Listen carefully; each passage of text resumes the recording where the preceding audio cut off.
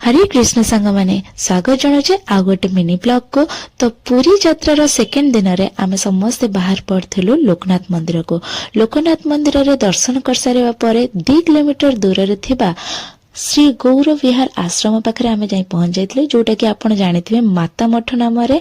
तो बहुत ही लंबा लाइन लागिथिला। लंबा लाइन को पार करी आमे भितर को बुलिया को जाइथिलु। तो चलंतु देखौची तार दृश्य।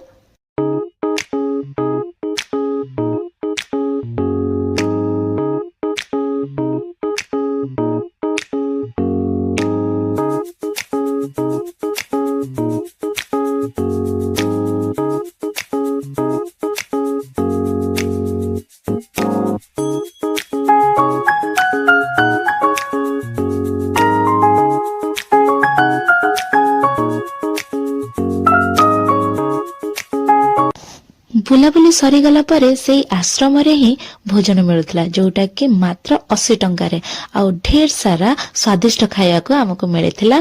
ताको खाई सारी आमे बाहर पड़थिलु आम घर को, जोटा कि सेई पुणी बस रे आसे पड़थिला। छाड़ंतु वीडियो टी भल लागिथिले लाइक टे सहित सब्सक्राइब टे निहाती करिवे। रहुची जय जय।